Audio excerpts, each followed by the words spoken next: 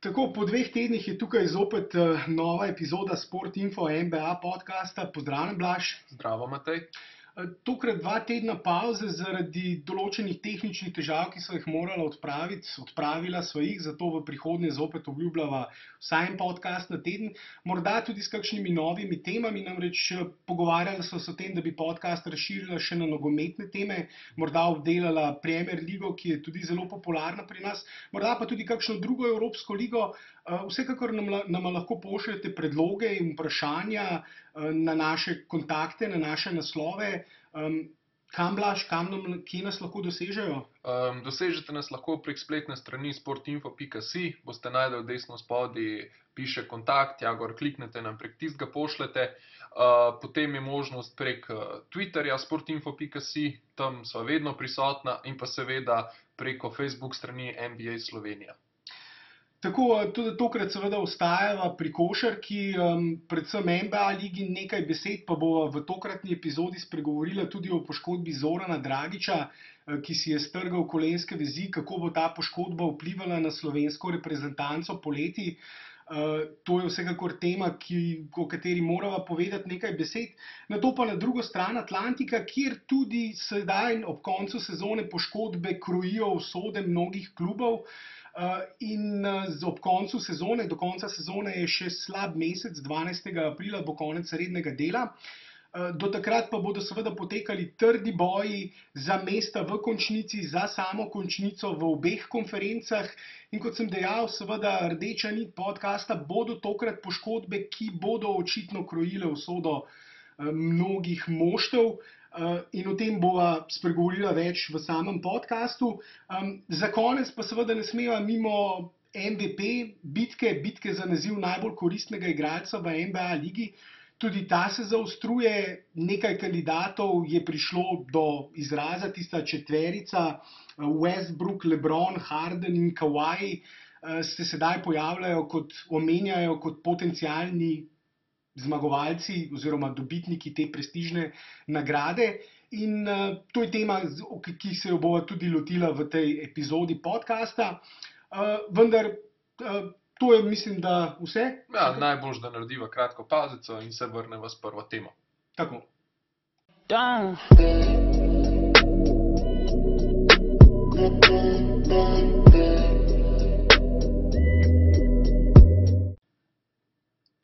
Torej, za začetek, kot so dejala, poškodba Zorana Dragića, ki si je v Milanu pred 2 tednoma strgal kolenske vezi, opravil že operacijo, začel že z rehabilitacijo in okrevanjem, ki pa bo verjetno trajala po tistih uvodnih predvidevanjih vsaj 6 mesecev. In zato verjetno tudi Zorana Dragića letos ne bomo videli v naši reprezentanci, kar seveda ustvarja ogromno luknjo na njegovem položaju, kjer verjetno nimamo prave zamenjave. Kaj misliš, Blaž? Ja, se strinjam, ker poleg res njegovih kvalitet v napadu, predvsem pa v obrambi, je Zoran tudi en izmed, bomo rekel, src tega moštva, ki daje tisto dodatno energijo, ki spodbuja igralce, ki v bistvu lahko potegne voz takrat, ko je to najbolj potrebno, mogoče celo bolj kot Goran Dragić svojo prisotnostjo vpliva na celotno ekipo, kar se tiče energije. Je pa dejstvo, da ob Goranu celotna ekipa dvigne svoj kvalitetni nivo še za eno stopničko gor, kar je pač logično, glede na to, kako eliten organizator igre je. In ravno to je problem sedaj, kdo bi ga lahko nadomestil, ker jaz osebno pač imam neke res 1-za-1 menjave za njega, nažalost nimamo. Ja, če je Goran najboljši igralec reprezentance, je Zoran zagotovo, tako kot si dejal, verjetno srce in duša te reprezentance. Zagotovo je obenem tudi najboljši obrambni igralec te reprezentance, igralec, ki lahko pokriva položaje od 1 do 3. To namreč tudi zadnja leta v klubu odlično počne. Morda sem želel tak hiter pregled samo narediti njegove kariere v zadnjih 3 letih, namreč njegov odhod v NBA ligo je vsekakor vplival negativno na njegovo igro. Tudi ne povsem po njegovi krivdi, namreč on je pred po tistem svetovnem prvenstvu v Španiji, vemo, dobil priložnost, da odide na drugo stran Atlantika, da se Goranu pridruži v Phoenixu, ki jo je seveda izkoristil. Zakaj pa ne bi? Sezono predtem je v Unicaji naredil tisti kvalitetni preskok, bil tudi MVP evroligaškega kroga, to potem nadgradil z odlično igro v reprezentanci, kjer je bil za Goranom, kot tudi že prvenstvo predtem, zagotovo drugi najboljši igralec reprezentance, in potem že v Španiji dobil to priložnost, to ponudbo generalnega direktorja Phoenixa, ki je ravno v Španiji takrat obiskal Gorana in Zorana, da odide v NBA ligo. Zoran je takrat imel še ponudbo Indiane in Sacramenta in verjetno, če gledamo zdaj za nazaj, mu je lahko žal, da je takrat ni izkoristil katere izmed tistih dveh ponudb. Čeprav lahko razumemo, zakaj je odšel v Phoenix.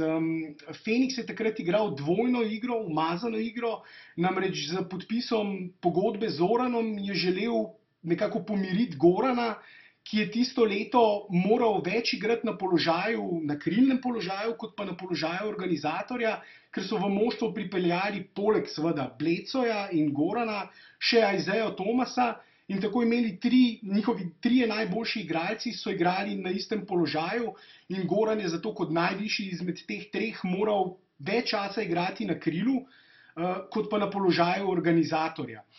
In zato je seveda takrat generalni direktor Phoenixa, da bi pomiril Gorana zaradi te seveda situacije, v katero so ga postavili, dal zelo dobro finančno ponudbo Zoranu, boljšo kot recimo v Indiani in Sacramentu. In Zoran je seveda mislil, da mu bo ta boljša finančna ponudba na nek način garantirala tudi večjo minutažo, ki pa je v Phoenixu zaradi takratnega ogromnega števila branilcev preprosto ni dobil. Zato seveda takrat recimo v Indiani je tisto sezono po poškodbi recimo Damjan Rudež redno dobival velike minute v rotaciji in bi zagotovo... Tako, po poškodbi Paula Georgea. Tako, ja. Pozabil omeniti, ja. Ja, zaradi tega je seveda tisto leto Indiana vedela že vnaprej, da bo izgubljena sezona za njih in ponudila več priložnosti nekaterim bolj obrobnim igralcem in tudi Zoran bi seveda v tisti situaciji zagotovo dobil večjo minutažo, če bi odšel v Indiano, tudi ja, on je odšel v Phoenix, kjer ni dobil minut in potem z Goranom odšel v Miami, kjer so pa tudi imeli izjemno veliko število igralcev na zunanjih položajih, imeli že predvidene igralce, ki so iz te njihove razvojno-ligaške podružnice nameravali jih pripeljati v Miami, tako da tudi ni bilo prostora zanj. In je seveda se po enem izgubljenem letu moral na to vrniti nazaj v Evropo, namreč Miami ga je na to zamenjal še v Boston. Boston tudi mu ni moral zagotoviti določene minutaže in seveda takrat je bila edina pametna poteza, da se vrne v Evropo. Vrnil se je v ruski Himki in na to sedaj to sezono prestopil v Milano. Tista izgubljena sezona je vsekakor zaustavila njegov razvoj. Kot sem dejal, pred to eskapado, NBA eskapado oziroma dogodivščino v NBA ligi, je Zoran delal, vsako leto naredil velik preskok. V Unicaji prvo sezono po prestopu ni dobil priložnosti, zanimivo, takrat je bil trener Repeša, Jasmin Repeša, isti trener kot letos v Milanu, ki mu ni takrat ponudil priložnosti. In Zoran je moral počakati eno leto, da je prišlo do menjave na trenerskem položaju in mu je novi trener Plaza začel zaupati, zelo mu je zaupal in ga celo postavil kot tistega primarnega igralca na zunanjih položajih. Veliko je igral na položaju visokega branilca, veliko je tudi kreiral, igral žogo v posesti, kot sem že dejal, postal MVP evroligaškega kroga. Toda potem po vrnitvi nazaj v Evropo, v Himkiju recimo, ni dobival istih priložnosti. Takrat so ga postavili na krilo zopet in v ta položaj tako imenovanega 3&D igralca. Torej igralca, ki je zadolžen v napadu predvsem zato, da iz krila malce širi prostor, zadane kakšno trojko, v obrambi pa igra obrambo na najbolj nevarnem zunanjem igralcu nasprotnika. kot sem že dejal, Zoran je odličen obrambni igralec in to je odlično počel v Chimkiju in tudi letos v Milanu, vendar v napadu ni več dobival podobnih priložnosti kot prej, torej da bi lahko igral žogo v posesti, da bi lahko morda tudi postavil kakšen napad, kreiral, prodiral iz vrha rakete. Ne, v napadu je več ali manj igral samo še iz krila, še posebej letos pod Repešo je to postalo zelo očitno, namreč kar nekaj tekem sem videl, kjer Zoran recimo v napadu se v 8-9 minutah, kolikor je bil v igri, sploh ni dotaknil žoge ali pa se jo dotaknil samo takrat, ko je odšel izvajati out. Napad je tekel predvsem preko branilcev, ne pa preko krila in zato seveda ni dobival priložnosti. In dejansko je seveda tukaj, kot sem poskušal sedaj malce orisati, lahko iščemo razloge za to v tem odhodu v NBA ligo, ki se mu ni posrečil. In seveda tudi potem, ko se je vrnil nazaj v Evropo z izbiro teh dveh moštev, kjer napad ni potekal preko njegovega položaja oziroma ga trenerji niso videli v vlogi kreatorja, še posebej sedaj Repeša, je dejansko to ponesrečena epizoda, ki se je letos končala še z poškodbo. Še posebej je zanimivo to, ko sem že omenjal Repeša, trener v Unikahi in potem tudi letos v Milanu. Je zanimivo, da je Blaž tisti odhod iz reprezentance, ko je moral na hitro dejansko po tekmi z Ukrajino, na kateri je briljiral v Celju, dosegel skoraj 30 točk, praktično bil najbolj zaslužen za tisto zmago, moral potem na hitro oditi pred končanim ciklusom tekem za kvalifikacij za Evropsko prvenstvo, moral oditi v Milano. Verjetno ravno zaradi Repeša jim je zanimivo, zakaj se je odločal za te malce ponesrečena izbira. Sicer ne moremo zdaj za to poškodbo tudi kriviti Repeša, ampak za nek korak nazaj v Zoranovi karieri pa njegovo izbiro klubov in seveda tudi trenerja letos. Ja, ne vem, jaz sem zadevo začel v bistvu bolj gledati tudi iz tega vidika, da mogoče je on v Milanu strani športnega direktorja dobil drugačna zagotovila in da mogoče on sploh ni bil igralec, ki ga je Repeša želel. Ne?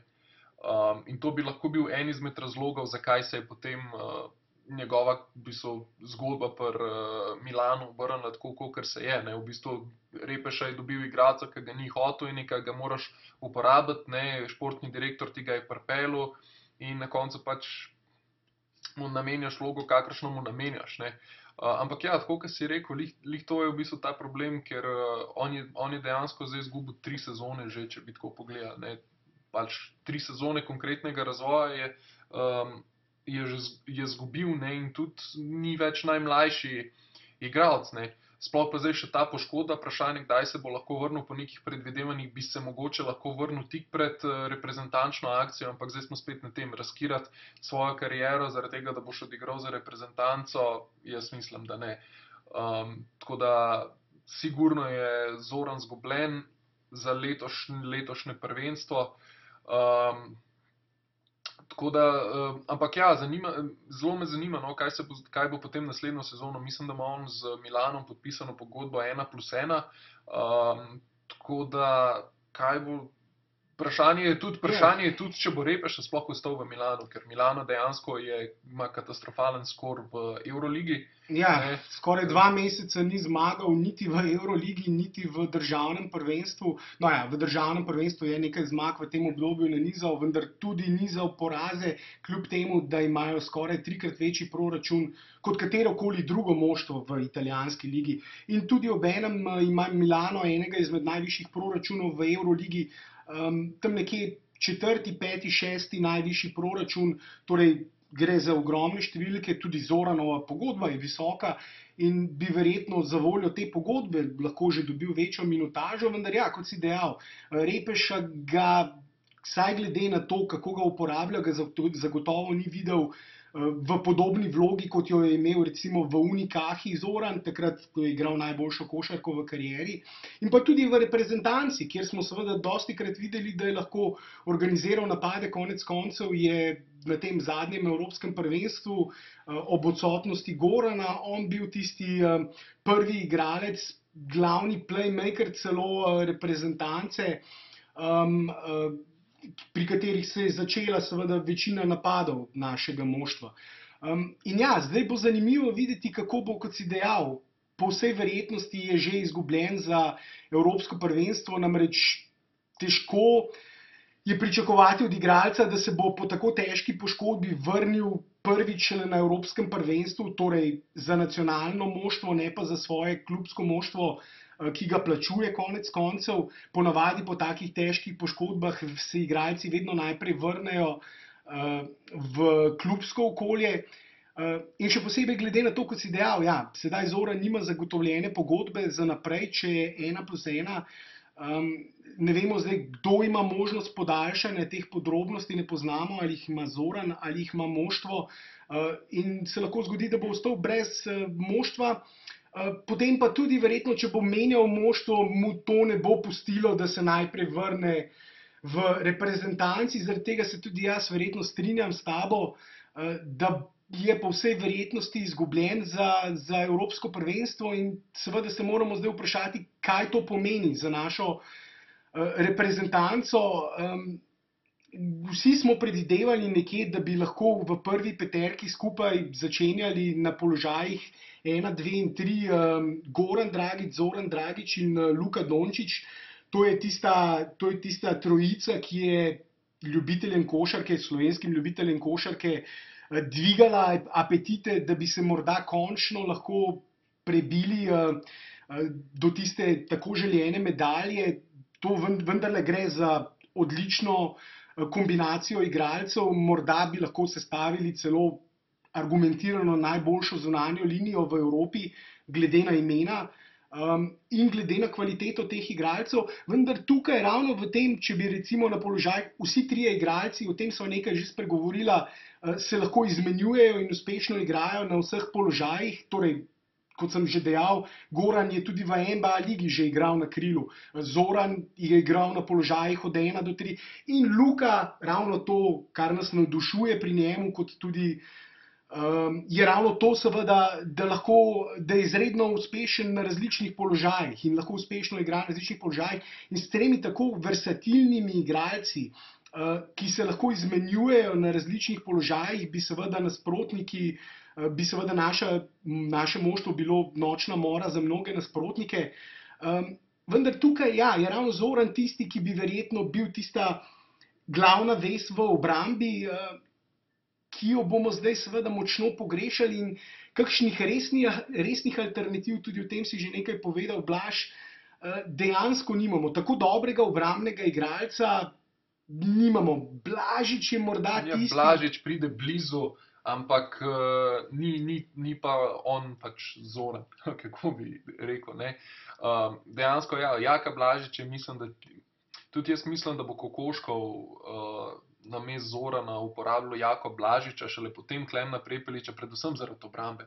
Ker to je ravno neki, recimo Goran Dragić, ravno ne govorim, da igra slabo obrambo, ampak ne slovi kot neki eliten branilec, medtem ko ima Dončić tudi ni ravno najboljši v obrambi, ne, in ravno tukaj bo potem, po mojem, uporabljal Blažiča kot tega specialista, da bo ustavljal tistega najboljšega branilca nasprotne ekipe, ne. Če bo seveda Blažič v tej vlogi, ja, kot si dejal, verjetno Prepelič.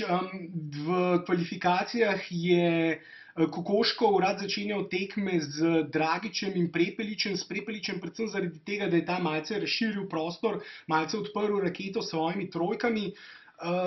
Vendar, ja, po drugi strani seveda zdaj, če bo tudi Murić še vedno začenjal v prvi peterki na položaju krilnega centra, potem z Goranom in Luko in seveda Murićem bomo imeli dovolj meta na zunanjih položajih, dovolj nevarnosti z položajev za 3, s katerimi bi seveda lahko malce odprli prostor pod košem nasprotnikov. Zato, ja, verjetno bo bolj potrebno najti neko obrambno alternativo in tukaj je verjetno Blažič, morda Lapornik je tudi še ena opcija. Letos v Španiji igra, začel je sezono bolje, podobno kot Blažič je tudi Lapornik recimo v Španiji sezono začel dobro, vendar v zadnjem obdobju oba igrata precej manj. nista več, nekako sta izpadla iz tiste primarne rotacije, ne dobivata več minut, tudi zato me malce skrbi, kako bo poleti, namreč, ker te igralci, ravno Prepelič je pa tisti, ki pa recimo v Franciji igra zelo dobro letos. In precej bolje kot recimo Blažič ali Lapornik, ki se sedaj omenjajo kot alternative za Zorana.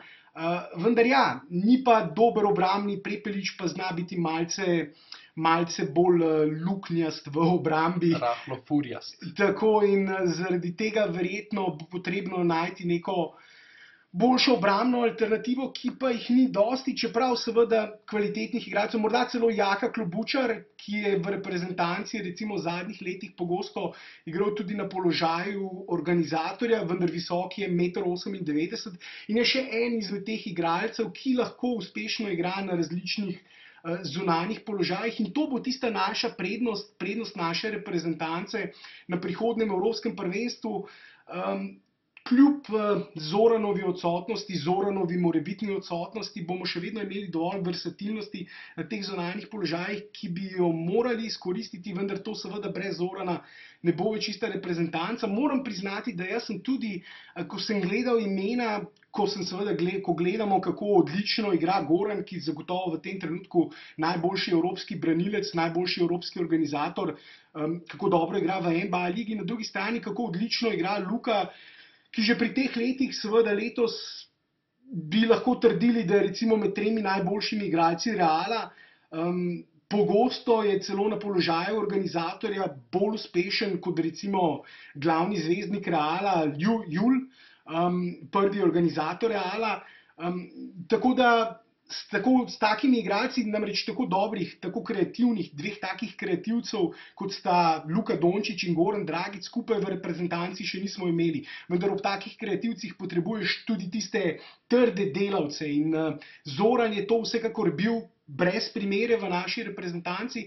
In kot si dejal, samo upamo lahko, da bodo morda Blažič, Lapornik, Klobučar, Prepelič nekako zapolnili to luknjo, gromozansko luknjo, ki jo je Zoranova poškodba naredila v naši reprezentanci. Po drugi strani pa lahko samo upamo, da bo Zoran čim prej saniral to poškodbo in morda nas presenetil, tisto majhno upanje še ostaja in nas morda presenetil in že zaigral, čeprav seveda, kot so oba dejala, možnosti za to niso dobre in tudi sam, če bi bil recimo agent, bi verjetno Zoranu priporočil, da naj malce počaka z vrnitvijo. Konec koncev ima še dolgo kariero, če seveda ne bo dodatnih poškodb, ima pred sabo še dovolj dolgo kariero in še dovolj prvenstev, da morda za eno prvenstvo se ne splača riskirati potem nadaljne kariere. Dobro, narediva kratko pavzico, pa se vračava z ligo NBA.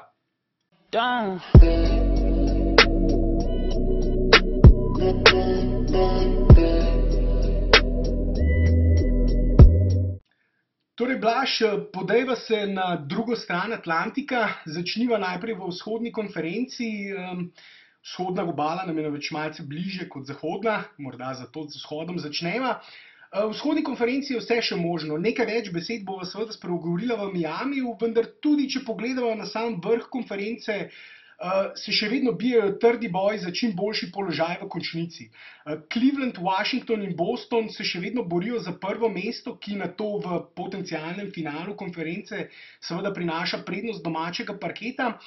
Prednost domačega parketa pa prav tako prinaša tudi to četrto mesto, vsaj v prvem krogu, za katerega pa se še vedno borita Toronto in Atlanta.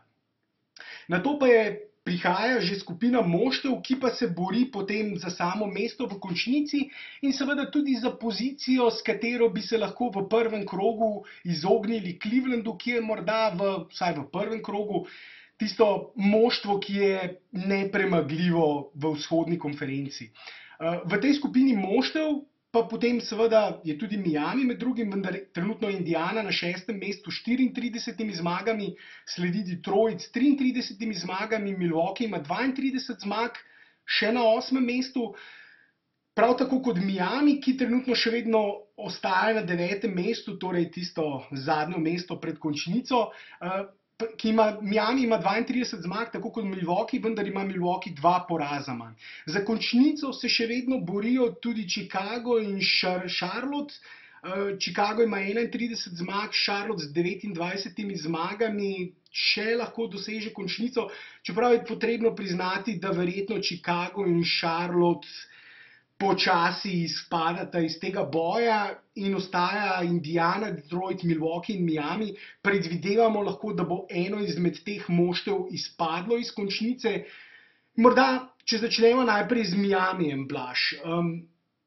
Ja, danes po noč tekma proti neposrednemu konkurentu za nastop v play-offu proti Indijani, brez Gorana, tista grozovita poškodba očesa, oziroma niti ni poškodba očesa, ampak tisto ogromen hematom.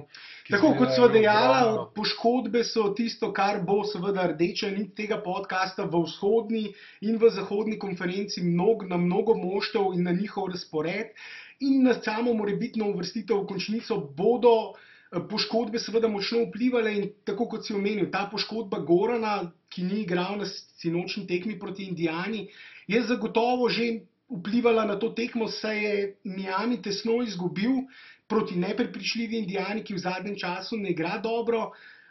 In lahko trdimo, da bi z Goranom po vsej verjetnosti zmagali to tekmo, zmagali 5. zapored in se seveda bi razpored potem malce drugače izgledal. Ja, in treba je potem gledati tudi Milwaukee, igra vedno boljš, Detroit tudi igra solidno, ampak ja, kot si rekel, Chicago, Charlotte so v bistvu začela igrati slabo, tako da v bistvu jaz dejansko vidim samo še Miami od tistih, ki niso že na mestih za končnico, ki bi se tja lahko prebil, in zato lahko enostavno argumentiramo tudi s tem, da mislim, da imajo od začetka leta, se pravi 2017, mislim, da imajo koliko 4-5 porazov. Ne od samega začetka leta, ampak od 15. januarja, ko so začeli tisti niz 13 zaporednih zmag, v tem obdobju so nanizali 21 zmag in samo 5 porazov in skupaj z Washingtonom, torej v teh 2 mesecih, veljajo za najboljše moštvo, najbolj vroče moštvo lige. To sta moštvi, ki sta nanizali daleč največ zmag. In zanimivo je recimo ena stvar, tema, o kateri bi lahko morda več spregovorila kdaj prihodnjič, ko bo morda ocenjevala sezono Gorana. Goran je pred 2 leti v Phoenixu moštvo, ki so mu takrat napovedovali približno 20 zmag, med 15 in 20 zmagami, popeljal do 48 zmag, kar tisto je bilo rekordno leto, vsaj na zahodu, kjer tudi 48 zmag ni bilo dovolj za udeležbo v končnici. Letos recimo se lahko zgodi, da bo na vzhodu prvo ali drugo moštvo imelo ne dosti zmag več kot 48 zmag, kar seveda kaže, kako močna je bila tista sezona. In Goranu takrat ni uspela udeležba v končnici, vendar morda mu bo letos, kjer že spet počne isto. Takrat je igral kot prvi organizator, letos po 2 letih, 2 sezonah, kjer je več časa igral brez žoge kot žogo, kjer ni igral v vlogi, ki mu je pisana na kožo. Letos, ko spet igra v tej vlogi, spet igra v vlogi organizatorja, pa zopet pelje moštvo Miamija do resnično presenetljivih uspehov. Nihče ni pred sezono pričakoval, da bo Miami resno konkuriral za mesto v končnici, še posebej pa tega ni nihče pričakoval po tistem poraznem začetku, kjer zaradi poškodb sedaj moramo povedati oziroma priznati, da vendarle, ko smo na začetku sezone ugibali o tem, kako dobro je to moštvo, kakšen je njihov doseg, česa so sposobni, glede na imena seveda nismo pričakovali veliko. Večina igralcev je prišla na kratkih enoletnih pogodbah, teh journeymanov, kot se jim reče, igralcev, ki menjajo klube vsako leto. In zato ni nihče pričakoval veliko od njih, vendar so seveda s tem preobratom presenetili in glavni igralec, glavni razlog za to je ravno Goran Dragić, ki potrjuje, da je tisti igralec, ki lahko iz slabega moštva naredi dobro moštvo, ki dela moštvo in soigralce boljše. In to seveda to dokazuje, da je pred 2 leti kot glavni igralec moštva uspel v Phoenix pripeljati do tiste točke, sedaj ponavlja isto stvar z Miamijem. In se seveda lahko vprašamo, kakšen je potem tudi doseg tega Miamija v končnici, čeprav seveda ne smemo gledati še predaleč. Kot si dejal, eno izmed teh moštev, Indiana, Detroit, Milwaukee in Miami, bo verjetno izpadlo iz tega četveroboja, bo ostalo zunaj končnice. In Miami, jaz mislim, da se bo prebil v končnico. Katero moštvo pa misliš, da bi lahko ostalo izmed teh 4 moštev brez končnice, Blaž? Ja, jaz mislim, mogoče glede na zadnje rezultate je še najbližje temu Indiana, čeprav ima ta trenutek še vedno 2 zmagi prednosti pred Miamijem. Mislim, da so oni najbolj zreli za izpad. Ampak se pravim, odvisno bo tudi od poškodb, recimo tako kot ta Goranova, ko sva že omenila, to je bila že prva, ki je v bistvu hendikepirala Miami, tako da se lahko v bistvu vse še obrne. Tudi Milwaukee recimo zdaj je na zelo dobro, zmago je 6 zaporednih tekem, ampak lahko zelo hitro ena poškodba, recimo Middleton 1 ali pa 2 tekmi odsedijo in se lahko zadeva že spet obrne v negativen trend. Predvsem je zanimivo, da ima Miami do konca relativno lahek razpored, ampak najlažjega izmed vseh ima pa Indiana. Ja. Ampak Indiana je pač tako kot tudi Miami, imela težave proti ekipam, ki so bile slabše od njih. Atlanta in Indiana igrata precej slabše v zadnjih 10 tekmah, imata 50% izkupiček, 5 zmag, 5 porazov, imata obe moštvi. Kot si dejal, Detroit, Milwaukee in Miami pa igrajo precej bolje v zadnjih 10 tekmah, vsa 3 moštva imajo izkupiček 7 zmag in 3 poraze. Ampak ja, Milwaukee in Detroit imata nekaj težji razpored do konca kot Miami. In zato seveda lahko upamo, da bo predvsem sedaj, naslednjih nekaj tekem, Miami igra doma, naslednjih 4-5 tekem igra doma proti moštvom z dna lestvice.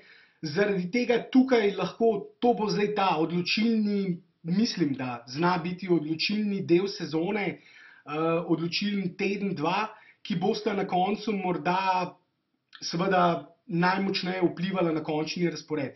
Če Miami zmaga na teh prihodnjih 4 tekmah, recimo, bo verjetno na lestvici prehitel Milwaukee ali Detroit, ki pa imata v naslednjih 4 tekmah precej težji razpored. In to je ta delež, mislim, da zna v naslednjem tednu ali 2, da to obdobje zna na koncu določiti, kdo bo v vzhodni konferenci v končnici in kdo bo izpadel. Tako da zelo zanimivi v bistvu. Na vzhodu bomo sedaj spremljali končnico pred končnico, vsaj za nekatera moštva, vendar podobno velja kasneje, ko bomo šla pogledat na zahod, velja tudi na zahodu. Ampak dobro, naj bo to zdaj to Miami, morda še nekaj drugih moštev pogledava. Kot sem dejal, recimo Washington je tisto moštvo, ki bi si zagotovo zaslužilo, da bi v njem morda posnela celo kakšen poseben podcast, o njem več povedala. Namreč Wall in Bill sta letos končno upravičila tisto, kar so mnogi že pred leti pričakovali od njih. Vedno pred sezono oba sta rada poudarjala, da se umeščata med 3 najboljše branilske tandeme v ligi, in letos sta s tistim preobratom Washingtona to tudi potrdila. Namreč Washington je podobno kot Miami zelo slabo začel sezono, zelo slabo vstopil v sezono, nizal poraze, recimo 2-krat izgubil tudi proti Miamiju, ko so te še slabo igrali, njihovi igralci še slabo igrali, vendar hočem s tem povedati, da je Washington v tistem začetku sezone igral še slabše. Toda nato kmalu, že v začetku decembra, začel preobrat, torej kakšen mesec in pol pred Miamijem, začel preobrat, podoben preobrat kot Miami. Namreč začel nizati serijo zmag. Brooks je dokazal, da je vendarle trener, ki si zasluži službo v NBA ligi. V Oklahomi so mu mnogi očitali zelo predvidljivo igro, ki je predvsem bazirala na Durantu in Westbrooku. Sedaj pa je v Washingtonu z slabšim rosterjem, z slabšo postavo in tem odličnim preobratom dokazal, da vendarle sodi med boljše trenerje v ligi. Washington je trenutno na 2. mestu vzhodne konference in, kot bi se temu reklo, diha za ovratnik Clevelandu. Le korak, le nekaj odstotnih, le nekaj stotink odstotka za njimi pa je seveda Boston. Cleveland ima 43 zmag in 22 porazov, Washington ima 41 zmag in 24 porazov, Boston pa 42 zmag in 25 porazov. Torej, stotinke oziroma desetinke odstotka glede na odstotek zmag seveda ločijo vsa tri moštva in že ena zmaga ali en poraz lahko spremeni razmerje oziroma spremeni razpored teh treh moštev. Ja, in ravno to je, recimo za Cleveland je to eno izmed slabih stvari, ker če se spomniš prejšnjih sezon, je Cleveland vedno zadnje tekme spočil svoje nosilce ravno kot pripravo na playoff, ne, in zdaj, če bo ta do konca, do zadnjih tekem jim za ovratnik dihala Boston in Washington, si tega ne bojo mogli privoščiti, brez da bi izgubili na koncu prednost domačega terena v finalu, kar pa je en izmed ciljev in tudi mora biti en izmed ciljev Clevelanda, ne. Po drugi strani je pa treba tudi pogledati, da v bistvu jaz Bostona kot direktnega konkurenta Clevelandu zdaj za to prvo mesto ne vidim, predvsem zaradi tega, ker Boston v zadnjih tekmah igra rahlo slabše, predvsem zaradi tega, ker nimajo recimo second scorerja, ali kako bi rekel, pač dejansko preveč igra bazira na Isaiah Thomasu, ne, in ko odrežeš Isaiah Thomasa, se jim dostikrat rahlo poruši sistem in niso več potem tako učinkoviti, kot ko pustiš Thomasu dihati, ne. Tako da vsaj jaz osebno vidim Washington kot tisto ekipo, ki bo do zadnjega kroga dihala za ovratnik Clevelandu. Ne bi bilo v trenutni situaciji, nikakor ne bi bilo presenečenje, če bi Washington na koncu končal na prvem mestu vzhodne konference.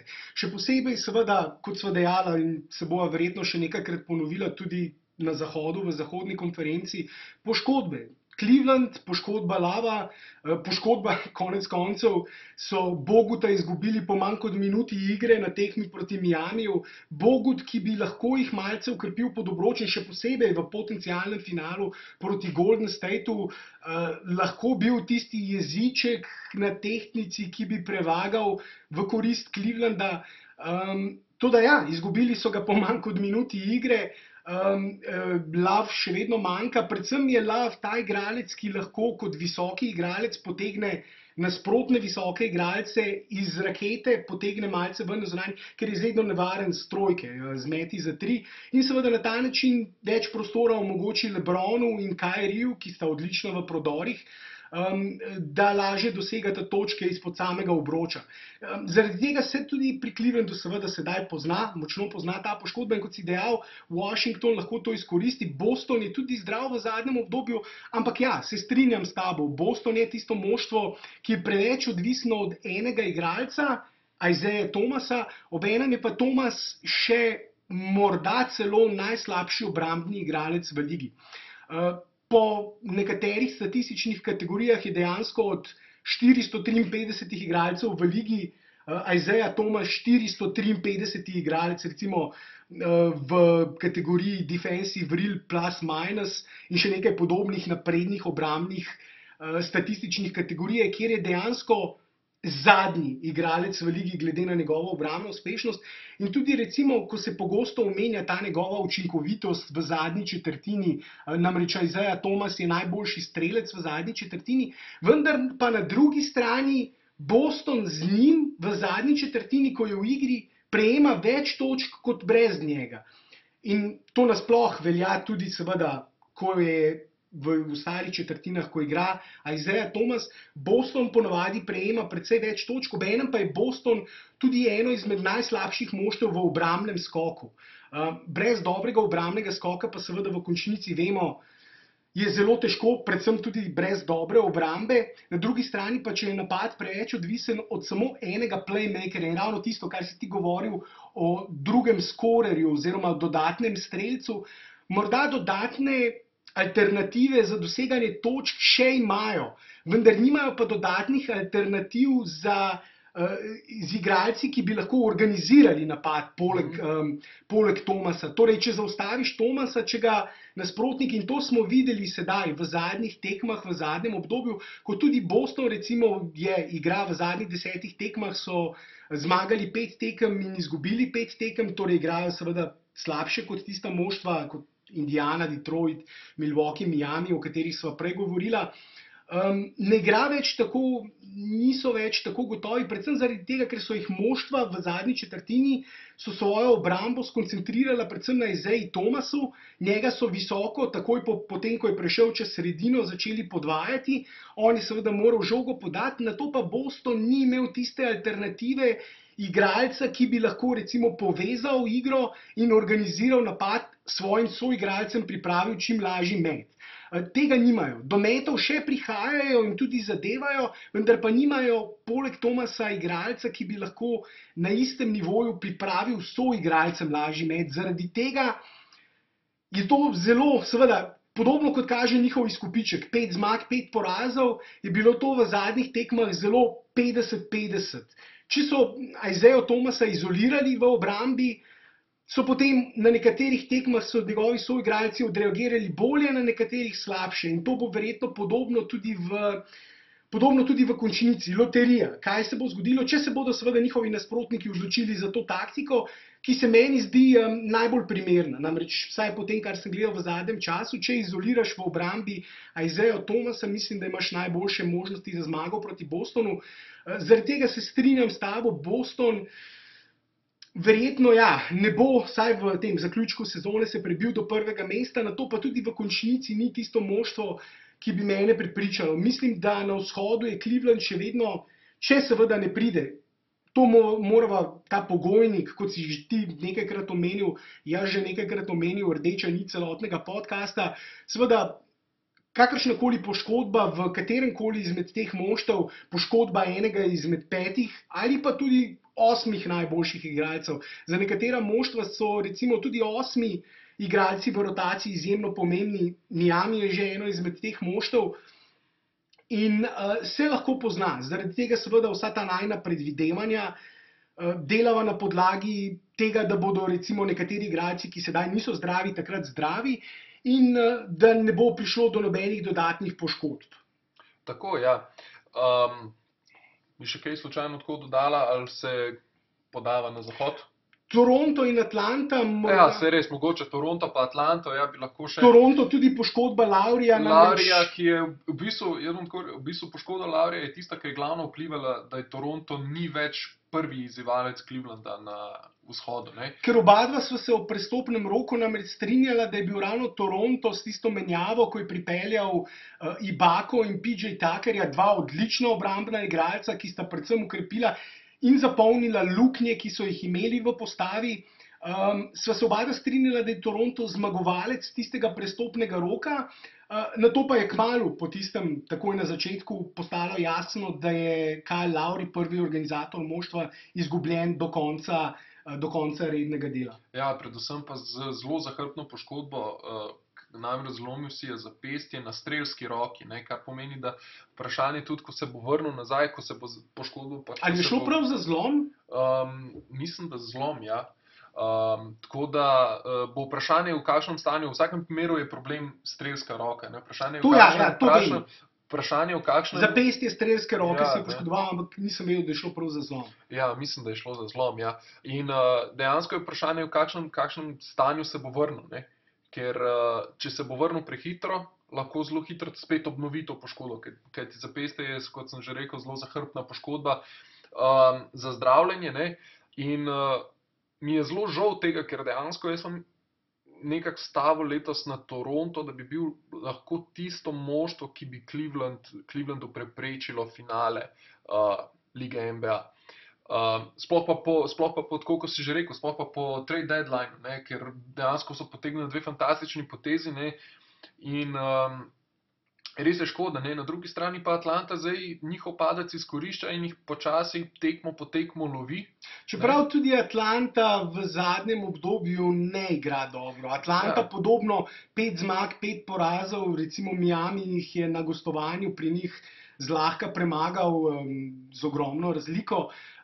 Tako da Atlanta in Toronto sta ti moštvi, ki verjetno ne bosta izgubili, bosta na koncu končali verjetno na 4. in 5. mestu, ne vemo še kdo na 4., kdo na 5. Tukaj se še lahko spremeni, vendar verjetno imata dovolj prednosti, da teh 2 mest ne bosta izgubili. Predvsem zaradi tega, ker Indiana, ki jim je najbližje, tudi ne igra prepričljivo, najbolje pa igrajo ta moštva, kot sva že omenila, Detroit, Milwaukee in Miami, ki pa se borijo za 7. in 8. mesto in eno izmed teh moštev pa bo verjetno izpadlo. Ja, ne, ampak je pa vseeno tako, kot si rekel, ne, da tudi Atlanta ne igra dobro, ampak recimo zdaj so zmagali 3 tekme zapored, ne, medtem ko je Toronto 2 izgubil, ne, tako da dejansko Atlanta v zadnjem času vseeno igra mičken boljši od Toronta, ne, tako da je res tekmo po tekmo jih lovijo, ne, in to, v bistvu to bo eno izmed teh manjših dvobojev, ki bo tudi zelo zanimivo, ne, za to 4. mesto. In prednost domačega trena. Dobro, kratek intermezzo, pa se podava na zahod. Tako.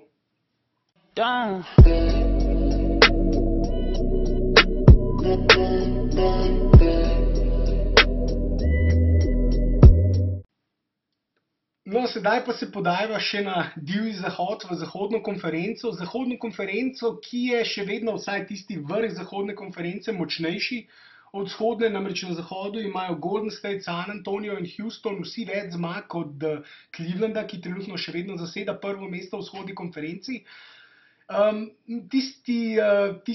Tisto 8. mesto oziroma sredina zahodne konference pa je sedaj že malce slabša kot na vzhodu, vendar začniva pri vrhu, začniva s tistim najboljšim moštvom lige, najboljšim moštvom zahodne konference, Golden Stateom, za katerega sva pred začetkom sezone, ko so podpisali pogodbo s Kevinom Durantom, seveda predvidevala, da bo prvak in tisti prvi del sezone je ta sloves to tudi upravičeval. Namreč Golden State je igral odlično, nato pa poškodbe in seveda ta poškodba Kevina Duranta je vse spremenila. Tako, ja, pred to poškodbo je bil Golden State najboljša napadalna ekipa v ligi, najboljša obrambna ekipa v ligi, največ podaj na tekmo so nabrali, najboljši procent trojk na tekmo imajo, in recimo, kar je mogoče, bo marsikoga presenetilo. So imeli, ja. In verjetno, kar bo marsikoga najbolj presenetilo, glede na to, da so odlično šutersko moštvo, so izmed vseh ekip v ligi dosegli tudi največ točk izpod koša, se pravi v raketi. Ampak predvsem ta poškodba Duranta bo bolj kot na napad vplivala na obrambo. Glede na to, da marsikdo bi rekel, ja, sej Durant se je poškodoval, sedaj to je isto moštvo kot lani, to ni čisto res. Ni več Barnesa, ni več Bogota, ki pa sta bila 1-2 izmed ključnih igralcev v obrambnih nalogah Golden Statea, in tudi Durant je imel letos v bistvu večji vpliv na obrambo kot pa na napad, čeprav je bil je najboljši strelec, ampak najbolj se jim bo poznal ravno v obrambi, kajti bil je njihov glavni rim protector, se pravi tisti, ki je varoval obroč, tisti, ki je v bistvu bil zadnja linija v raketi, ki je branila koš, in je posledično podelil tudi največ blokad, bil je tudi njihov najboljši skakalec, tako da je to kar hud udarec za Golden State, kar pa je seveda ni nič kaj, bom rekel, kar je pa logično, glede na to, da pač gre za enega najboljših igralcev na svetu. Ja, in posledično seveda po tej poškodbi je Golden State v zadnjih 7 tekmah nanizal 5 porazov in samo 2 zmagi. Tako da sedaj seveda se ta vpliv, kot si omenil, Duranta močno pozna. Premagali so samo Atlanto in Knickse, izgubili pa proti Washingtonu, Chicagu, Bostonu, Minnesoti in sedaj že to zadnjo tekmo proti Spursom, ki so se jim sedaj seveda na lestvici povsem približali. Imajo le še eno zmago manj od Golden Statea in jih lahko že na naslednji tekmi prehitijo na lestvici in si potem v finalu, kar seveda so že ponovila parkrat, zagotovijo prednost v finalu zahodne konference, vendar tudi na koncu v velikem finalu, glede na to, da imajo na zahodu moštva ta vrh več zmag kot na vzhodu, zagotovijo prednost domačega parketa, kar seveda ogromno pomeni, predvsem če se serija igra na 7 zmag in tisto zadnjo tekmo na to igraš doma, je to seveda lahko tista ključna prednost, ki lahko na koncu odloča tudi o naslovu prvaka. In ja, Spursi so tik pred tem, da bi lahko morda prehiteli Golden State. Golden State, omenil si seveda, ja, Bogota in Barnesa ni več, sta odšla, obenem pa tudi tista glavna igralca, glavna napadalna igralca, glavna strelca Golden Statea igrata slabše. Predvsem seveda nekdani dvakratni MVP lige. Steph Curry letos ni več tako siguren, kot je bil predtem, ni več tako samozavesten, predvsem pri metu iz razdalje, morda en podatek, ki kaže na to, koliko slabši je njegov met za 3 letos, za 3 meče slabši odstotek kot recimo, vsaj trenutno, kot recimo LeBron James, ki seveda nikoli ni slovel kot dober strelec. Letos meče po prvič v karieri, trenutno ne dosega vsaj 40% učinkovitosti pri metih za 3 točke. In to se močno pozna, predvsem zaradi tega njegovega velikega volumna oziroma deleža trojk, ki jih on vrže. On namreč na tekmo vrže v povprečju skoraj 10 trojk, 9,9 trojk, zadeva jih pa z 39% učinkovitostjo letos. Torej, precej slabše kot predtem, še nikoli, kot sem dejal, ni metal slabše od 40%.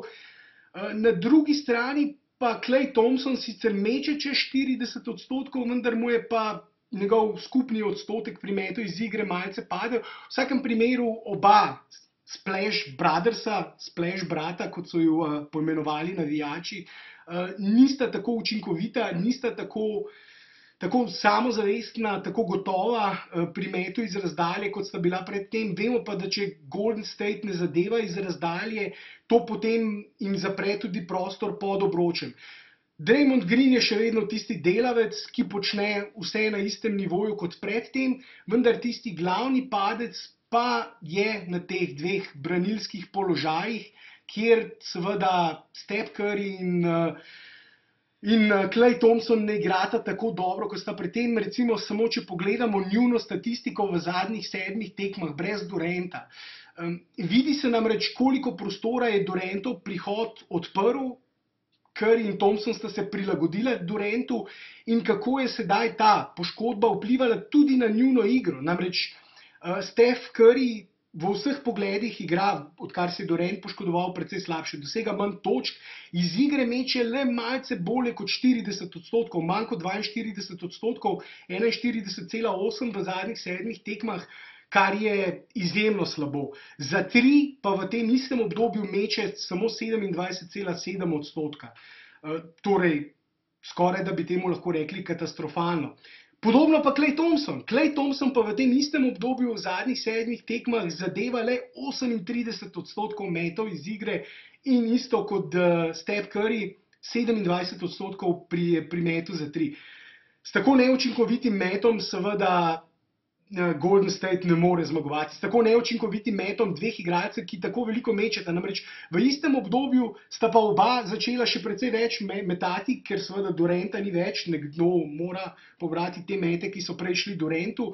Oba mečeta več kot 20krat na tekmo, Steph Curry celo 22krat. In seveda, ja, ob tako slabih odstotkih, ki so slabši kot odstotki celotnega moštva skupaj, nikakor Golden State ne more računati na zmago. In morda sedaj, ko se je Durant poškodoval, vidimo, da morda je ta prihod Duranta iz Curryja in Thompsona naredil igralce, ki so bolj odvisni od igre nekoga drugega. Tako, ja. Predvsem mene osebno je tudi to presenetilo. Sem vsaj mislil, da sta Curry in pa Thompson nekoliko bolj igralca, ki sta odvisna samo od sebe, ampak dejansko se sedaj vidi, da potrebujeta precej več prostora, kot pa jim ga sedaj ekipe dopuščajo. In Barnes je bil lansko leto tisti, ki je s trojko odpiral prostor in jima nudil več prostora. Tudi Draymond Green je lansko leto bil zelo uspešen pri metu za 3 točke, tako da je bil še en igralec, ki je lahko širil prostor. Tudi on je bil lansko leto bolj učinkovit, precej bolj učinkovit pri metu za 3 točke kot letos. Zaradi tega seveda kumulativno skupni ta efekt odhoda Barnesa, slabši met Greena, seveda vpliva tudi na Curryja in Thompsona. Zdaj, seveda, one dva sta predtem dokazala, da lahko tudi brez Duranta igrata odlično, vendar ne brez Duranta, Barnesa in Boguta, ki pa je eden izmed najboljših podajalcev med visokimi igralci. Moramo vedeti namreč, da je Golden State lansko sezono, zadnji 2 leti, ustvaril odlično kemijo znotraj moštva. Odlično so se uigrali znotraj moštva in tako kot dobro naoljen stroj delovali v napadu, tudi v obrambi, kjer niti ni bilo potrebno, niso se morali pogovarjati, zato da so vedeli, kaj bo kdo naredil. Seveda, čim ti pripelješ novega igralca kot vodilnega igralca moštva, kot tistega, ki bo sedaj porabil največ žog, okoli katerega se bo vrtel celoten napad, ne samo napad, kot si povedal, tudi v obrambi Durant sedaj igra izjemno pomembno vlogo, namreč kljub temu, da igra na zunanjih položajih, je to igralec, ki je po nekaterih poročilih visok 211-212 cm in je še vedno, kot pravijo Američani, temu 7-footer na parketu, torej igralec, ki je visok preko 210 cm na parketu, tudi takrat, kadar nimajo nobenega centra, ki bi s tako višino in ki je, kot si dejal, največ blokad na tekmo podelil. In zato je seveda sedaj ne samo napad, vendar tudi obramba v obeh področjih, na obeh straneh parketa sedaj Golden State šepa, izgublja korak s tistimi najboljšimi. V zadnjem obdobju so tudi oni nanizali 5 zmag in 5 porazov. V tem istem obdobju pa San Antonio, ki jim sedaj diha za ovratnik, 9 zmag in samo 1 poraz, oziroma na zadnjih 11 tekmah so 10-krat zmagali in samo 1-krat izgubili. Ja, in v bistvu pri San Antoniju lahko tudi omenjava poškodbo, oziroma če temu sploh lahko rečemo poškodbo, manjka LaMarcus Aldridge, ki ima težave z aritmijo srca, sicer nekaj, kar se mu je pred nekaj leti že pojavilo, ampak je v bistvu to tudi kar hud udarec za San Antonio, vendar ne tako zelo hud kot za Golden State pri izgubi Duranta. San Antonio je treba vseeno vedeti, da oni imajo, kar se tiče popolnosti ekipe, imajo lepo zaokroženo. Pri njih tudi uporabljajo več igralcev v rotaciji kot Golden State, ne? In ravno zaradi tega recimo manjko Aldridgea ni tako zelo vplival na njihovo igro kot pa Duranta pri Golden Stateu. Ja, in tudi LaMarcus Aldridge ni prvi igralec San Antonija, tako kot je Kevin Durant prvi igralec Golden Statea. Tisti najpomembnejši igralec San Antonija je vendarle Kawhi Leonard. On je tisti, okoli katerega se in v napadu in v obrambi, podobno kot sedaj seveda tukaj lahko potegnemo to vzporednico z Durantom. In pri San Antoniju bi seveda morebitna poškodba Kawhija vplivala precej več na njihovo igro kot ta izostanek LaMarcusa Aldridgea, ki pa vendarle, vsaj po tistih prvih poročilih, ne bo daljši oziroma naj bi bil odsoten le teden, 2, 3. Če bi šlo za kakšno bolj resno zadevo, v končnici bi jim seveda lahko manjkal LaMarcus Aldridge, tam ga bi pogrešali, vendar po tistih prvih poročilih se bo vrnil že po 2-3 tednih in v tem obdobju je seveda luknja, ki jo je odsotnost povzročila odsotnost Duranta v Golden Stateu, precej večja pomanjkljivost za tisto moštvo, kot si seveda dejal, kot LaMarcus Aldridge za San Antonio. In sedaj seveda San Antonio zna v naslednjem tednu, 2, 3 prehiteti Golden State. Houston na 3. mestu je verjetno že predaleč. Houston ima 5 zmag manj kot San Antonio, 6 zmag manj kot Golden State. Glede na to, koliko tekem je še do konca, je to verjetno prevelika luknja, da bi lahko, oziroma skoraj zagotovo prevelika luknja, da bi Houston lahko ujel San Antonio in Golden State. Obenem pa ima Houston na 3. mestu tudi dovolj veliko prednost pred četrtim moštvom v konferenci Utahom, torej zaostaja za San Antonijem za 5 zmag in ima prednost pred Utahom za prav tako 5 zmag, tako da je Houston verjetno že zacementiran na 3. mestu zahodne konference. Na to pa je recimo Utah in Clippersi se še borijo za 4. mesto in za prednost domačega parketa. Te dve moštvi imata, Utah ima 41 zmag, LA Clippersi imajo 40 zmag. Te dve moštvi bosta verjetno do konca še bili to trdo bitko za prednost domačega parketa v prvem krogu, ki zna na koncu biti morda celo odločilnega pomena. Na to je Oklahoma in Memphis sta tisti dve moštvi, ki se na to borite za 6. in 7. mesto. Oklahoma ima 37 zmag, Memphis 36 zmag. Memphis zna izriniti iz 6. mesta Oklahoma, kjer je seveda vse odvisno od Westbrooka, že spet gre za podobno situacijo, ne za podobno situacijo, za povsem isto situacijo, vendar lahko bi potegnili določene paralele z Celticsi, čeprav so Celticsi dosti bolj popolno moštvo na preostalih položajih, vendar določene vzporednice bi lahko potegnili med Westbrookom in Thomasom. Vendar, kot sem dejal, Oklahoma in Memphis na 6. in 7. mestu sta tisti dve moštvi še, ki boste morda zamenjali ta dva položaja. Na to pa edino vprašanje na zahodu še, ali bodo v končnici končali Denver, Portland ali Dallas. To so tri moštva še, ki se še borijo. Minnesota verjetno na 11. mestu že malce preveč zaostaja, vendar Denver in Dallas ločijo 3 zmage. Dallas bi se še lahko umešal, Denver na 8. mestu, Dallas na 10. mestu, Dallas bi se morda še lahko umešal v borbo za mesto v končnici, ampak vsekakor se zdi, da je najbolj resni kandidat za to, da bi morda lahko izrinil Denver, čeprav jaz o tem nisem prepričan. Portland, tisto moštvo, ki bi lahko grozilo 8. mesto Denverja. Jaz vseeno mislim, da bo Denver vendarle z Jokićem končal na 8. mestu zahodne konference in se uvrstil v konferenco in se uvrstil v končnico. Kaj bi povedal, Blaž, o teh moštvih, katero bi izpostavil, ki sem jih sedaj omenil? Mogoče bi edin izpostavil Dallas. Dallas se mi zdi, da je mogoče celo bolj nevaren za playoff kot Portland. Ampak dobro, to je osebna preferenca. Mislim, da je Carlisle kot glavni trener Dallasa, da bi znal iztisniti v teh zadnjih tekmah maksimum ven iz tega moštva in morda jim uspel preboj v končnico, ampak se pa po svoje strinjam s tabo, no, da ima Denver na 8. mestu. Vse igrajo dovolj dobro, da mislim, da do konca to prednost teh 3 zmag bi skoraj da morali zadržati. Portland je zanimivo moštvo, o katerem seveda nismo veliko govorili letos, ampak je tisto moštvo, ki morda bi lahko na koncu sezone, ko bomo o tem več govorila, proglasili za celo največje razočaranje, glede na njihove uspehe lansko sezono, veliko potezne načrte med samo sezono, ko so pripeljali nekaj igralcev in dali visoke ponudbe, povsem zapolnili svoj proračun in računali, da bodo na koncu v konferenci končali na enem izmed prvih 4 mest.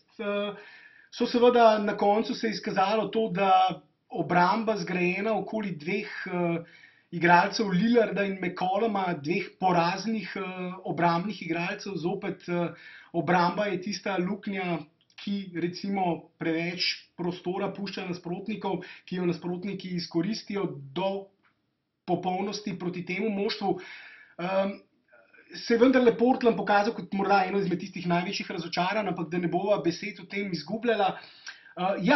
Mislim, da eno izmed moštev, ki je meni všeč in ki morda bi znalo narediti kaj več v končnici, je Utah, morda se prebiti v drugi krog.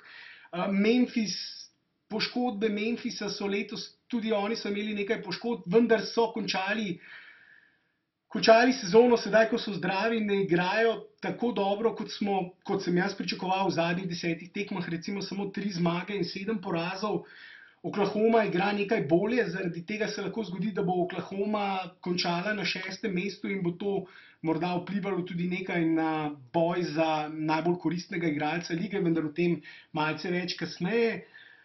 Clippersi pa prav tako, tudi zopet težave s poškodbami so tudi pri njih definirale oziroma dodobra zaznamovale še eno sezono.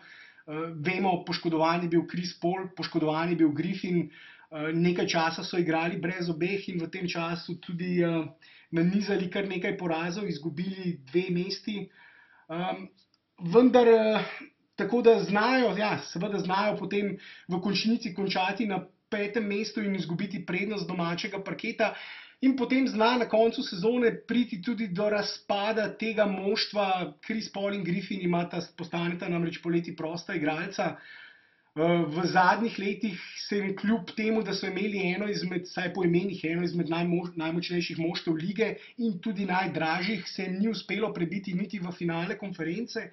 Zaradi tega je to tudi eno izmed teh moštev, o katerem bova morala več povedati. Po koncu sezone Nisva pa v zahodni konferenci sedaj nič povedala o New Orleansu, o moštvu, v katerem sva pa med samim prestopnim rokom ob tistem prestopu Bugija, DeMarcusa Cousinsa največ govorila. Preprosto pa nisva nič govorila o njih zaradi tega, ker se je ta prestop vsaj zaenkrat pokazal v trenutni postavi moštva za povsem neprimernega. New Orleans je sicer zmagal 3-krat od prihoda DeMarcusa Cousinsa, vendar na vseh 3 tekmah DeMarcus ni igral. Tudi zaradi disciplinskih prijemov, namreč pred tem prestopom je že imel toliko tehničnih napak, da je vsaka dodatna tehnična napaka pomeni avtomatično eno tekmo suspenzije in zaradi tega je eno izmed teh tekem izpustil tudi zaradi suspenzije. Tisto tekmo je New Orleans zmagal. Zdi se, da igra z 2 centroma v sedanji v ligi, kjer je vse bolj orientirano k zunanjim igralcem, ni primerna, vendar po drugi strani pa New Orleans tudi nima nobenih dobrih zunanjih igralcev, ki bi lahko malce odprli prostor, ki bi lahko v obrambi pokrili luknje na zunanjih položajih, ki pač ustvarja igra z 2 centroma. Vendar tega nimajo, zaradi tega seveda New Orleans se pač bo končal izven mest, ne bo končal v končnici, bo končal kot eno izmed razočaranj sezone in bomo videli poleti, kaj jih čaka. Zahod, še kaj Blaž, še kaj dodajva tukaj, želiš še kaj dodati? Pa niti ne, mislim, da bo bolj zanimiva naslednja debata o kandidatih za MVP. Tako, vračava se zadnjim delom podcasta, debata o najbolj koristnih igralcih lige NBA, kdo bo letos dobil naslov MVP.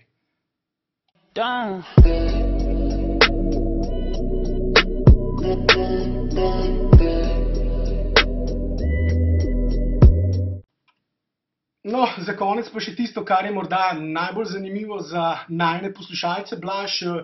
MVP bitka, who's the real MVP, bitka za naziv najbolj koristnega igralca lige. Seveda ne smemo enačiti naziv najbolj koristnega igralca lige z nazivom najboljšega igralca lige. Mislim, da se oba še vedno strinjava, da je najboljši igralec v ligi še vedno LeBron James. Tako je, ja. Drugi najboljši igralci še vedno Kevin Durant. Potem so stvari malce bolj stvar debate, morda Kawhi Leonard je tisti, ki se približuje položaju tretjega in sedaj bodo mnogi najini poslušalci rekli, kaj pa Westbrook, kaj pa Harden.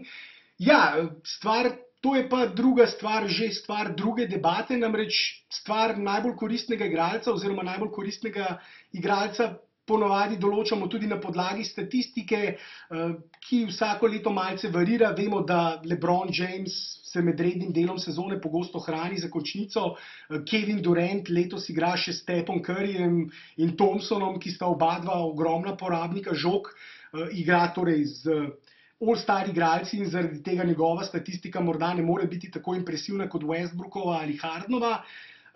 Vendar ja, impresivna statistika Westbrooka in Hardena jih umešča v to skupino kandidatov za najbolj koristnega igralca. Tisti tretji oziroma zadnji igralec, tretji med najboljšimi igralci, potencialnimi najboljšimi igralci in četrti ali peti igralec v skupini kandidatov za najbolj koristnega igralca letos, je pa še Kawhi Leonard, že spet uspeh moštva in Kawhijeva igra na obeh straneh parketa sta, Blaž, verjetno tisto, zaradi česar ga moramo uvrščati v skupino resnih kandidatov za naziv najbolj koristnega igralca lige. Ja, brez dvoma. Sploh, če pomislimo, v moderni košarki sta se zdaj res še dosti bolj izrazito izoblikovala 2 tipa igralcev, obrambni igralci in napadalni igralci. Zakaj to? Zato, ker tako obramba kot napad od igralca zahtevata ogromne količine energije. In ravno to je prav ta posebna sposobnost, kot je Kawhi, LeBron, ki sta sposobna enakovredno igrati na obeh stranih parketa. Se pravi, da 30 točk in na drugi strani ustaviti najboljšega igralca nasprotne ekipe. In tudi Durant letos, kot si že omenil in kot so govorila, igra izjemno pomembno vlogo v obrambi Golden Statea, morda celo najpomembnejši obrambni igralec poleg Draymonda v obrambi oziroma ključni igralec zaradi njegove višine v obrambi Golden Statea, vendar verjetno zaradi te njegove poškodbe sedaj in prevelikega števila izpuščenih tekem ga ne moreva umeščati med te resne kandidate za naziv najbolj koristnega igralca. Točno tako, No, potem za Kawhijem pa LeBronom, vsaj po mojem prideta pa Harden pa Westbrook. Westbrooka sem za nalašč rekel zadnjega, ker jaz mislim, da on v to debato pade samo zato, ker pač ima v povprečju trojni dvojček, ampak če gledamo to statistiko, gledati nekoliko bolj podrobno, a ne, vidimo, da statistika ni čisto vse. Tako kot radi rečemo, ne, statistika brez konteksta so samo gole številke, a ne. Tako ja, in če malce bolj podrobno pogledamo te gole številke, morda najprej trojni dvojček. Westbrook ni prvi igralec, ki bo morda sezono končal s povprečjem trojnega dvojčka. Prvi igralec je bil Oscar Robertson, ki pa je tisto leto, ko je sezono končal s trojnim dvojčkem, končal šele na 3. mestu v glasovanju za najbolj koristnega igralca. In čisto možno je, da bo Westbrooka letos čakalo nekaj podobnega. Namreč še malce bolj podrobno, če se zazremo v te številke. Res, da Westbrook je recimo prvi strelec lige letos, z skoraj 32 točkami v povprečju, vendar meče več kot katerikoli drug igralec. Meče skoraj 25krat na tekmo in njegova učinkovitost ni dobra, oziroma, če sem celo bolj direkten, je slaba, podpovprečna, če ne celo porazna. Iz igre meče 42%, za tri pa meče 33,4% in glede na te njegove odstotke učinkovitosti si nikakor ne bi zaslužil, da meče tako veliko, kot meče. Med prvimi 40 oziroma celo 50 najboljšimi strelci lige ima Russell daleč najslabše odstotke meta iz igre. Potem so pa seveda še skoki in podaje.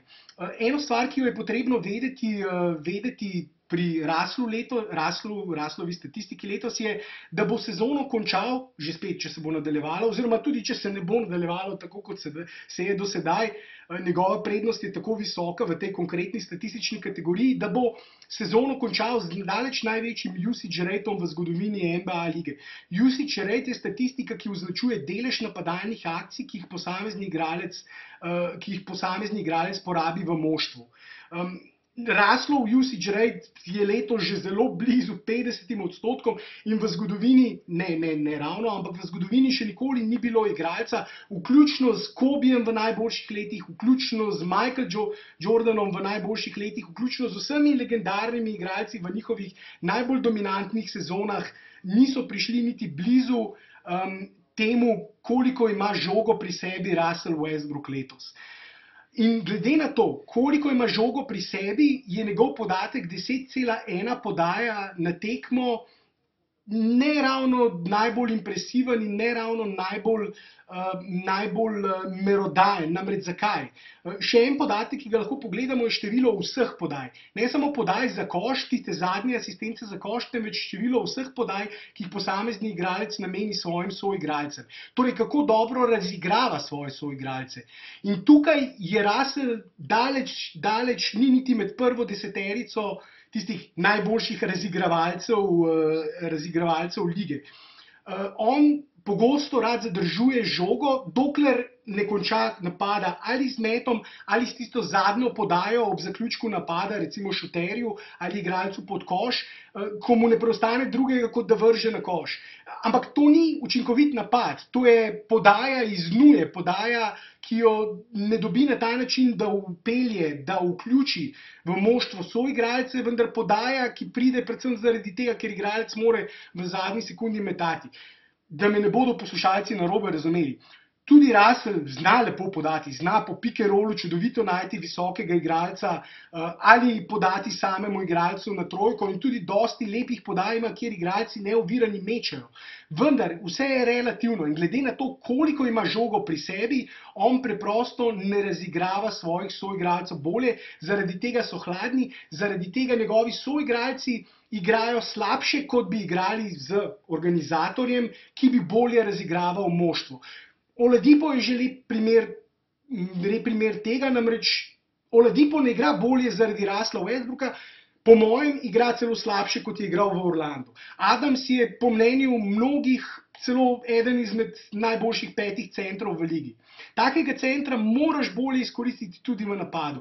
Če ti soigralcev ne vključiš v napad, potem oni že podzavestno začnejo v obrambi malce manj agresivno igrati, malce manj izmanjka.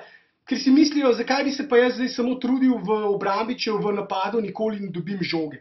In če igraš z Russellom Westbrookom, boš seveda odigral ogromno število napadov brez tega, da boš dobil žogo. In še ena stvar, kategorija skokov. Russell vodi v kategoriji neoviranih skokov letos.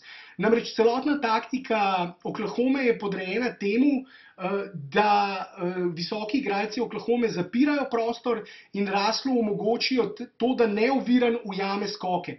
Neovirani skoki so prav posebna kategorija, statistična kategorija, ki jo lahko vidimo v teh naprednih statističnih kategorijah, kjer preko teh kamer pridejo do teh podatkov. To so skoki, kjer vsaj 2 metra okoli Russella ni nobenega drugega igralca, s katerim bi se moral boriti za skok, in Russell od svojih 10,5 skokov na tekmo ujame več kot 8 skokov, pri katerih se mu ni treba boriti za skok. Na ta način seveda Oklahoma hitreje preide v protinapad, zaradi tega visoki igralci zapirajo prostor, vendar na ta način seveda tudi Russell pobira skoke svojim soigralcem, ki bi jih nedvomno bi Adams in tudi recimo Kanter, Taj Gibson sedaj, imeli precej več skokov, če ne bi bila njihova taktika taka, da zaprejo prostor in pustijo Russellu, da sam ujame skok. Russell ima skoraj 2-krat več neoviranih skokov kot katerikoli drugi igralec v ligi, medtem ko če gledamo kategorijo oviranih skokov, kjer se mora boriti še s kakšnim drugim igralcem za skok, je pa ta povsem nič ne izstopa, je pa ta povsem primerljiva z ostalimi branilci oziroma ostalimi igralci v ligi. Torej ja, kot si dejal, gole številke in kontekst, če malce pogledamo kontekst in če se malce globje zazremo v te številke in pogledamo učinkovitost, razloge za te številke, pridemo do ugotovitve, ja se strinjam, ob porazni obrambi, namreč Russell pogosto letos smo priča situacijam, v katerih Russell pusti igralcu, ki ga pokriva povsem neoviran met in se raje pomakne bliže obroču, da ujame še kakšen skok. Zame tak igralec, ki seveda ne dela soigralce boljše, ki je, moramo priznati, v zadnjih letih, seveda skupaj z Durantovimi očitki o sebični igri Westbrooka in tistimi primeri, ko se je Russell Westbrook po tekmi kregal z uradnim zapisovalcem statistike, da so mu priznali kakšen skok ali kakšno podajo več. Ko damo vse to skupaj pod drobnogled in vse to upoštevamo, moramo priznati, da se strinjam s tabo, Westbrook je med temi 4 kandidati, torej Hardenom, LeBronom, Kawajem in Westbrookom zadnji, jaz bi ga dal na 4. mesto med temi kandidati. Točno tako, ne. No, potem na 3. mesto bi jaz dal Hardena, ki igra letos precej bolje kot lansko leto. Predvsem se je dobro znašel v tem sistemu od D'Antonyja, ki ga je vpeljal k raketam. To je ta run and gun košarka na steroidih, pri katerih žoga izjemno hitro teče, celotna ekipa zelo hitro zateče v napad, hitro kroži žoga in hitro iščejo prostega igralca, ki bo pač vrgel na koš, oziroma tisti, ki pride, če ima dobro pozicijo za met, da takoj vrže. In predvsem ta vloga organizatorja igre v ekipi mu več kot ustreza. Se strinjaš? Ja, vsekakor se strinjam. Vloga organizatorja oziroma D'Antoni je zadev v črno, če tako rečem, s tem, ko je Hardena prestavil na položaj organizatorja. Namreč predtem je on pogosto ravno se zanašal na tisto igro, ki je pravzaprav anti-run and gun. Run and gun košarka ne pomeni, da ti samo preneseš žogo in takoj vržeš na koš, ampak run and gun, tista prava run and gun košarka oziroma run and gun košarki, sedaj mnogi uporabljajo izraz space and pace, torej ritem in prostor, hitrost in prostor. Run and gun košarka, space and pace košarka pomeni predvsem to, da ti v prvih 4-5 sekundah napada, ko obramba nasprotnika še ni postavljena, s podajami najdeš tistega igralca, ki lahko pride do neoviranega meta. S hitrimi podajami. Recimo Phoenix, ko je D'Antoni treniral še Phoenix, je bil povsem pri vrhu tudi po številu vseh podaj. Kot vemo, je takrat Phoenix vodil Nash, ki je bil odličen podajalec, vendar ne samo zaradi Nasha. Taktika vseh igralcev je hitre podaje in preko hitrih podaj, zaradi tega to ni igra, ki jo lahko vsako moštvo osvoji, ker se moštvo ravno, če nimajo strenirane, če nimajo igrane te run and gun košarke, ravno njihova igra se lahko zreducira samo na to brezglavo tekanje in hitre mete. Vendar ne, kot nam je že Golden State potrdil, ki je ravno z run and gun, njihovo verzijo run and gun košarke osvojil naslov, oni so naslov osvojili s tem, da so igrali hitro, vendar obenem tudi vodili in tudi letos vodijo po številu podaj na tekmo. Na tekmo namreč zberejo največ podaj. Zaradi tega je to tista prava umetnost run and gun košarke, kjer preko podaj prihajaš, hitrih podaj, seveda hitro podajati in tranziciji podajati iste in v 3-4 sekundah izpeljati 4-5 podaje, pa ni lahko. Zaradi tega je slab run and gun antiproduktiven, dober run and gun je pa tisto, s čimer stremijo vse ekipe in želijo igrati vsa moštva. In ta sistem, ta koncept je Harden letos do popolnosti osvojil. Letos si dosti bolj, že spet, ko gledamo število vseh podaj, igra precej bolj kolektivno kot Westbrook, na tekmo podeli tudi več asistenc. Obenem pa ima tudi nekaj boljše odstotke kot Westbrook in meče manj. Igra torej bolj pametno in še tisto, kar je morda kot češnja na torti oziroma tisti exclamation point, pika na i, igra letos še boljšo obrambo kot Westbrook. Harden namreč lansko sezono, to je bila verjetno dobra šola zanj, ni bil uvrščen v nobeno izmed 3 najboljših peterk lige, kljub temu, da je imel recimo ne dosti slabšo osebno statistiko kot letos. Vendar v nobeno peterko ni bil uvrščen ravno zaradi njegove katastrofalne obrambe. Letos Westbrook, kot sem že dejal, igra še dosti slabšo obrambo. Igra slabšo obrambo, kot jo je lani igral Harden. In če si Harden kljub odlični igri v napadu zaradi njegove porazne obrambe lani ni zaslužil niti uvrstitev v eno izmed 3 najboljših peterk, torej med 15 najboljših igralcev lige, mislim, da zelo težko ob taki obrambi, kot jo letos igra Westbrook in seveda kontekstu, v katerega smo postavili njegove številke, mislim, da si dejansko ne zasluži, oziroma Harden si zasluži mesto v glasovanju za MVP-ja pred Westbrookom.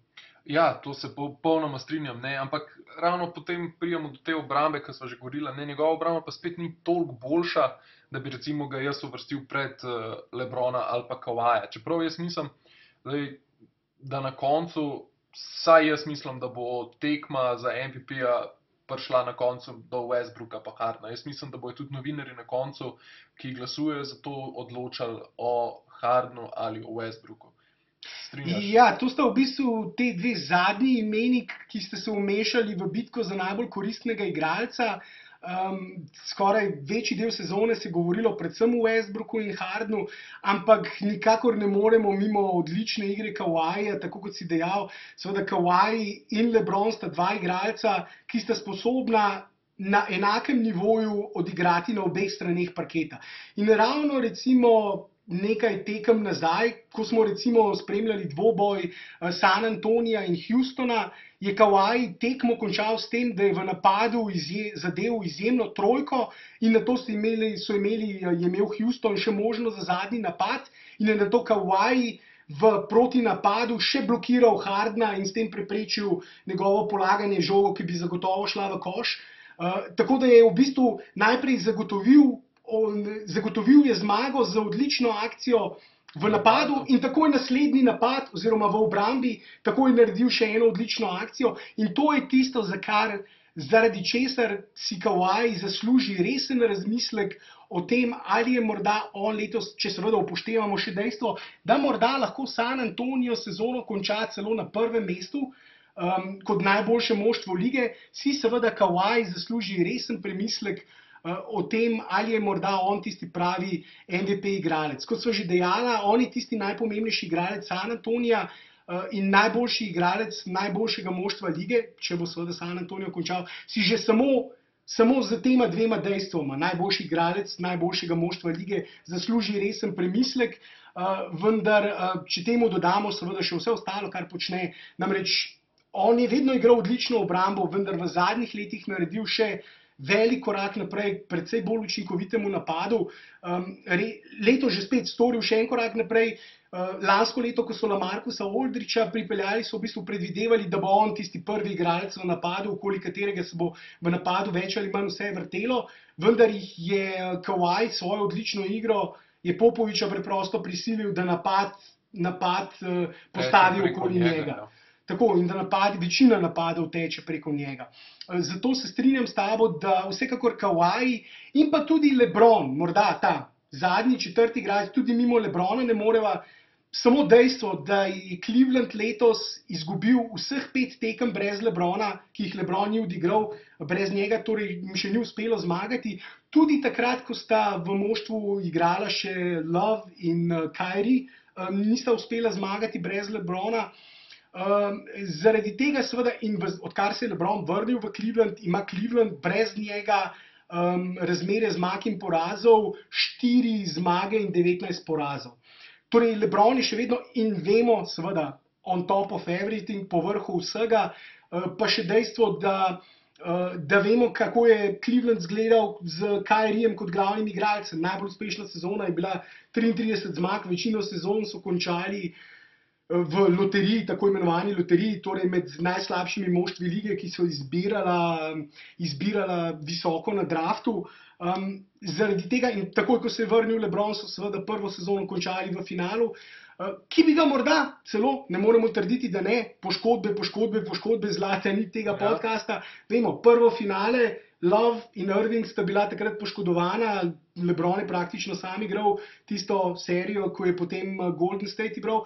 Lansko leto pa ponovno, morda je ne ravno poškodba odločila, ampak izostanek Draymonda in Draymondova suspenzija spreobrnila tisto serijo, ko so vodili Golden State že s 3-1 na to v korist. Torej, že spet, da se ne bom ponavljal, ne poškodbe, v primeru Draymonda sicer izostanek igralca, ampak poanta ostaja. Brez ključnih, pomembnih igralcev bo zelo težko in v Clevelandu je še vedno tisti najpomembnejši, najbolj ključni igralec, brez katerega očitno ne morejo zmagovati, LeBron James. Zaradi tega in ravno zaradi tega seveda, ker LeBron in Kawhi sta dva igralca, ki v obrambi lahko data povsem isto, kar data v napadu, sta tudi zame one dva tista glavna kandidata za naziv najbolj koristnega igralca. Čeprav ne bi bil presenečen, če bi na koncu Harden ravno zaradi uspeha moštva in tiste drastične spremembe v njihovi igri, ko je prišel seveda D'Antoni, namreč tudi D'Antoni se pojavlja med tistimi glavnimi kandidati za trenerja leta, o čemer bova morda kdaj drugič še kaj več spregovorila, vendar če se že D'Antoni pojavlja, čeprav po drugi strani pa morda, če je trener leta D'Antoni, potem to kaže, da je on tisti, ki je morda nekaj več zaslužen. Noben ne bo trdil, da je recimo Tyronn Lue trener leta, čeprav seveda potem, če ta argument porabiva, pa potem seveda pri Spursih ne smemo reči, da je Kawhi, ker seveda Spursi, kot sem že dejal, imajo najboljšega trenerja v ligi. In tudi če letos dobi naziv najboljšega trenerja D'Antoni, to ne bo spremenilo dejstva, da je seveda Popovič še vedno daleč z naskokom najboljši trener lige. Točno, ja, tako se strinjam. Bi še kaj tako dodal? Ja, ne, mislim, da sva do dobra to predelala, nisva želela biti predolga, seveda bi lahko dodala še precej in ogromno, vendar sva pozorna na to, glede na to, da so naj poslušalci nekajkrat okarali zaradi malce predolgega podcasta, ne želiva biti predolga in bova rajce postregla z večjimi, krajšimi epizodami kot pač eno res ekstra dolgo. Zato mislim, da ne bova sedaj izgubljala še več časa, da lahko zaključiva, razen če ne bi Tira če kaj dodal. Pa v bistvu ne bi niti, mislim, da sva povedala čisto vse, kar pa sva imela za povedati. V 20 minutah. Lahko bi vse povedala v 1 uri in dodala še ogromno. In morda, samo MVP. Tako, samo MVP oziroma samo v posamičnem igralcu, vendar bova zato raje posnela potem recimo nov podcast, ko se bova lotila nagrad, bova v posameznih nagradah posnela posebej epizodo o posameznih igralcih, tudi Goran bo dobil svojo posebno epizodo ob koncu sezone, tudi Luka Dončić, tudi Euroligaško, tudi Final Four Eurolige, tako da tudi evropske košarke ne bova zanemarila. Vendar, kot sva dejala že na začetku, tudi drugim temam nisva nenaklonjena, vendar zaključiva sedaj tale del in se vrneva še s tistim zaključkom in podatki o nadaljnih podcastih.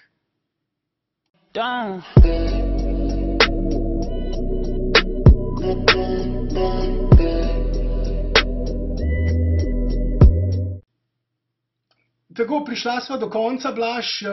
Mislim, da sva bila tokrat izčrpna, da sva dovolj natančno in dovolj dobro orisala situacijo v zahodni in vzhodni konferenci. Bila sva celo nekaj daljša, kot sva sprva predvidevala, namreč v prihodnosti bova zagotovo izdala več krajših podcastov kot enega daljšega, vendar zaradi te malce daljše pavze med zadnjo epizodo in današnjo epizodo sva tokrat želela biti malce bolj izčrpna in vam res dobro orisati sliko zahodne in vzhodne konference, bitke za naziv najbolj koristnega igralca. In seveda nisva se mogla izogniti tisti poškodbi Zorana, namreč ravno to so nam omenili, da se jo morava lotiti in obdelati, glede na to, da je tudi to tema, ki je nažalost bila aktualna.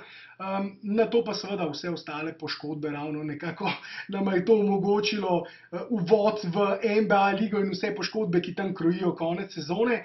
Vendar, kot sem dejal, to je bilo to. Blaž, morda še enkrat poveš vse kontakte, kje naj jo lahko dosežejo, kam nama lahko pošljejo kritike in pohvale, seveda konstruktivnih kritik se nikoli ne braniva, tudi tistih malce bolj nesramnih, tudi pridejo prav morda. Na drugi strani pa seveda pohvale dobro denejo, zaradi tega dobrodošli so vsi komentarji, pozitivni in negativni. Kje, Blaž? Ja, tako kot sem že omenil na začetku podcasta, NBA Slovenija, Facebook, pa tudi tam boste videli, vsak dan objavljamo nove stvari, zanimive stvari, naš top 5 je kar precej brana zadeva. Potem sportinfo.si, spletna stran, boste najdeli tam povezavo do kontakta in pa seveda, če nas sledite na Twitterju, sportinfo.si, Twitter, tudi tam vedno naj jo dobite tam, tako da... Ja, vsekakor sva aktivna na družbenih omrežjih, drugače namreč v današnjem času niti ne gre. Zato ja, z vprašanji, z morda kakšnimi informacijami dodatnimi, če jih želite, tam naj jo lahko dosežete. Nama tudi predlagate kakšne teme za naprej, tudi to sva že na začetku omenila, zaradi tega kar pogumno na vseh teh omrežjih naj jo kontaktirate. Tako, to je bilo to, do naslednjega podcasta, mislim, da že čez 6-7 dni najkasneje. Vam želiva uspešen teden, uspešen, produktiven in lep teden. Blaž, tudi ti verjetno? Ja, enako. Hvala, ker ste naju poslušali. Živa. Dio.